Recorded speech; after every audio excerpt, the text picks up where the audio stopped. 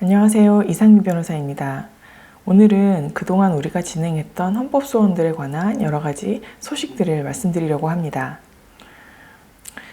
우선 그동안 방역 패스에 대한 헌법소원에 참가하신 분들을 모두 모아서 약 400여 명의 분들과 함께 지난 2월 18일에 마스크와 PCR 선제검사 명령에 대한 헌법소원 청구 심판서를 헌법소원서에 제출했습니다.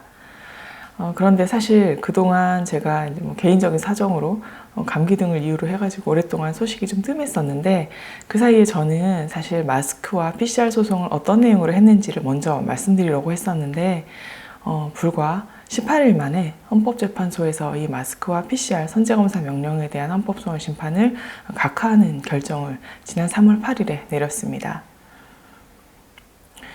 우선 우리가 제출했던 마스크 소송의 내용에 대해서 한번 설명을 드리겠습니다. 우리는 헌법소원에서 이 마스크 의무화의 효과에 대해서 먼저 논했습니다. 마스크 착용이라는 것이 바이러스를 차단해서, 코로나 바이러스를 차단해서 바이러스 감염을 막는 효과는 어디에도 증명되지 않았고, 사실은 바이러스를 막을 수 없다라는 점을 주장하고, 대신 마스크가 개인적으로 착용자의 호흡기 내에 온도와 습도를 높여서 바이러스가 증식하기 어려운 환경을 만들어줌으로써 질병으로 전화하는 것을 막는다, 그런 효과는 있다라는 점을 우선 주장을 했습니다.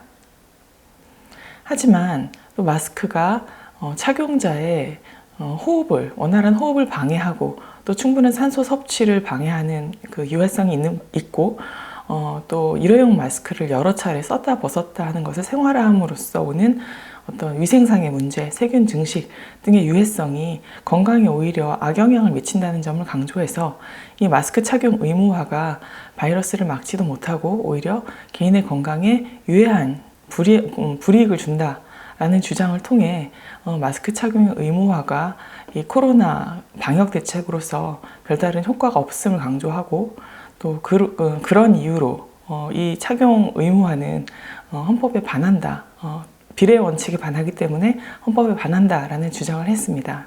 한편 PCR 선제검사 명령에 대해서는 PCR 선제검사 명령이라는 것은 PCR 검사, 그러니까 코로나 감염 여부를 확인하는 검사가 어떤 의심할 만한 상황이 아님에도 불구하고 단지 일정 직종에 종사한다는 이유만으로, 또는 요양병원에 입원해 있다는 이유만으로 주기적으로 선제적 검사를 받을 것을 명령하는 것이 법률과 헌법에 근거가 없다는 내용으로 PCR 선제검사 명령의 위헌을 다투는 헌법소원을 제기했었습니다.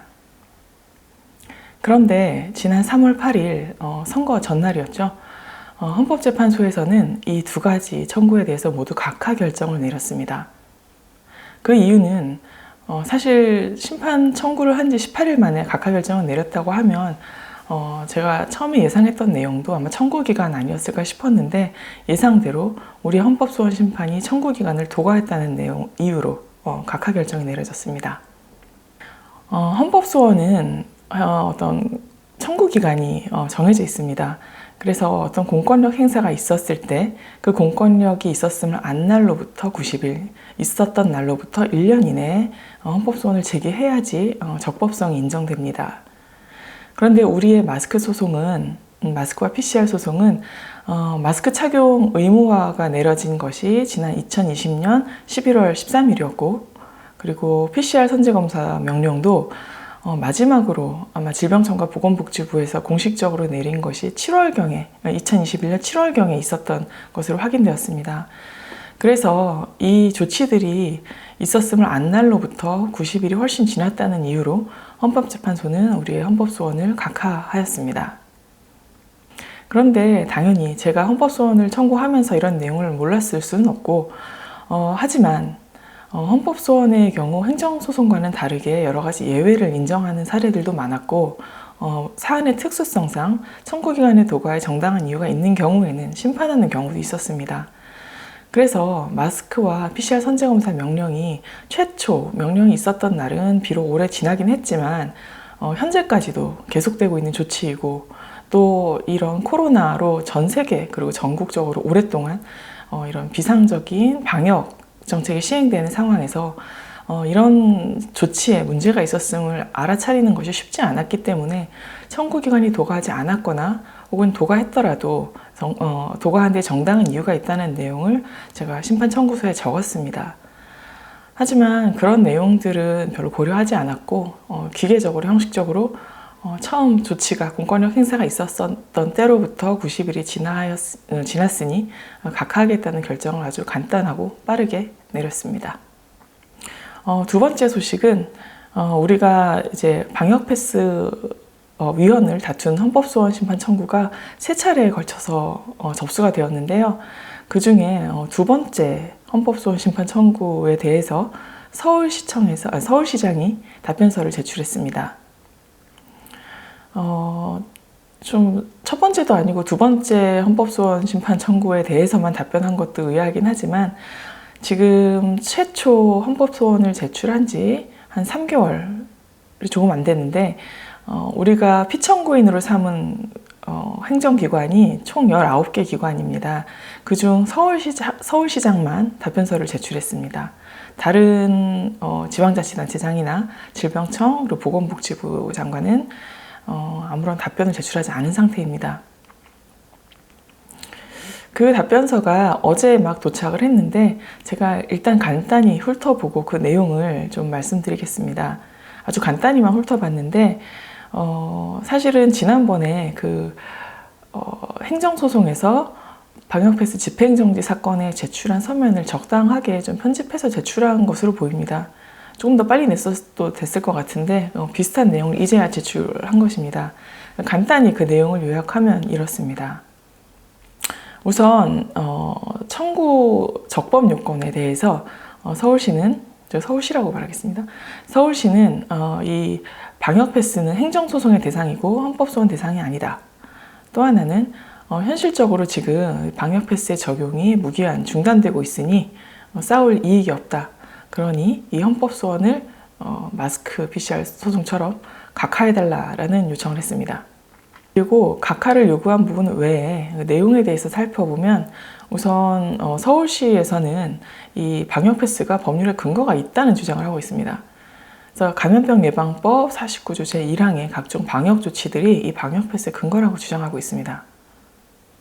또한 우리가 침해당했다고 주장하는 일반적 행동자유권이라든지 행복주거권 이런 권리들에 대해서 이 방역 패스가 그렇게 잘못된 조치가 아니기 때문에 기본권을 법률에 의해서 제한을 한 것이고 거기에는 합리적 근거가 있고 하기 때문에 위헌이 아니다. 그러니까 기본권을 침해한 것이 아니라 위헌이 아니다라는 주장을 또 하고 있습니다.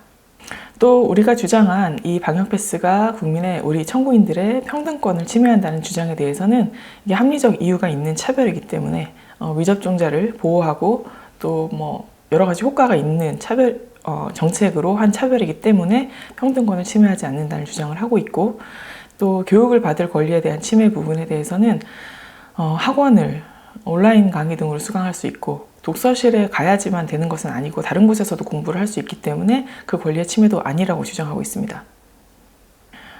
또 좀 중요한 주장인 것 같은데요.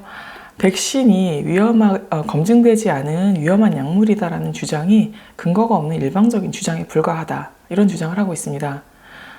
그리고 앞서 말씀드린 것처럼 이게 12월에 있었던 집행정지 사건에 제출한 서면인 것 같다는 말씀이 여기서 나오는 건데 12월에 그 오미크론 등 확진자의 수가 눈에 띄게 감소하고 있기 때문에 백신은 효과가 있는 약물이다라는 주장도 동시에 하고 있는 것 같습니다.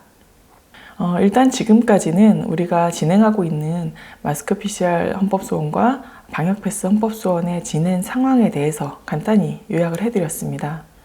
그럼 앞으로 이제 우리가 어떻게 할 것이냐 이런 문제에 대해서 궁금해하시는 분들이 많으십니다.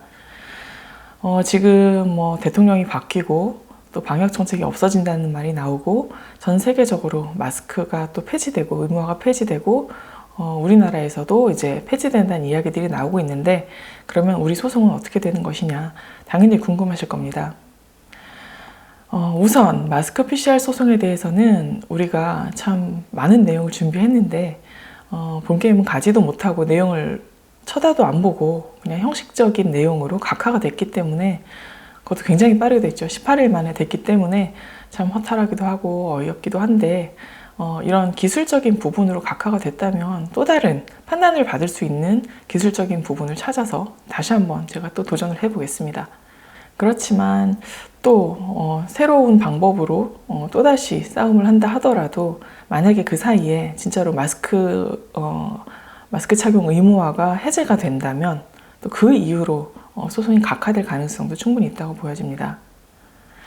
마찬가지로 우리 방역패스 헌법소원 사건도 지금 서울시의 답변에 대해서 우리가 또다시 새로운 공격을 해야겠지만 그 사이에 방역패스가 이렇게 잠정적으로 중단한 것이 아니라 전면적으로 폐지된다면 그것 역시 또 각하될 가능성이 충분히 있다고 생각은 됩니다.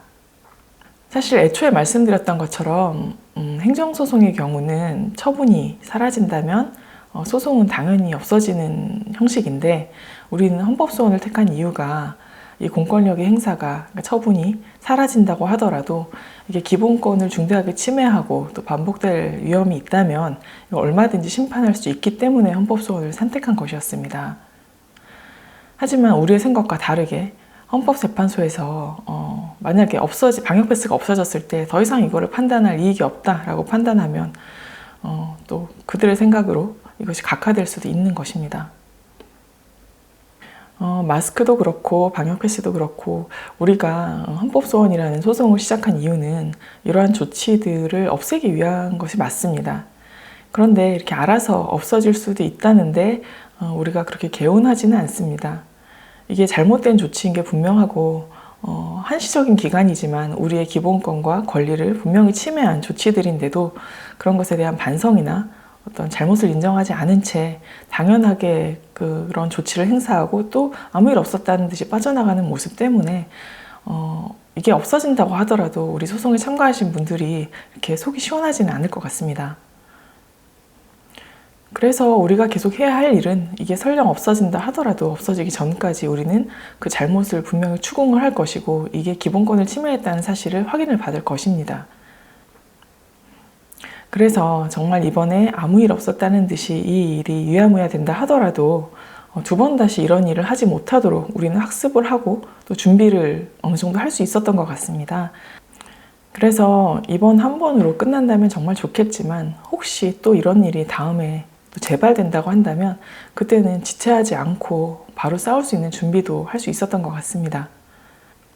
어찌되었건 며칠 전에 제출한 서울시의 답변 내용에는 틀린 내용도 굉장히 많고 또 제가 할 말도 많은 서면이기 때문에 이거에 대한 반박을 해야 되는 일이 눈앞에 닥쳐 있고 또 이 내용을 이 소송에 참가하신 여러분들께 공개를 할 것입니다. 그래서 여러분들께서도 함께 살펴봐 주시고 저들의 논리를 상대방의 논리를 한번 같이 관찰할 수 있을 계기가 될 수 있을 것 같습니다. 조만간 제 블로그나 아니면 의료인의 카페를 통해서 서울시의 답변서를 공개할 테니 한번 살펴봐 주시고 저도 다음번에는 상세한 그들의 답변 내용과 함께 우리가 어떤 내용으로 반박을 할지 그 내용을 들고 돌아오도록 하겠습니다. 감사합니다.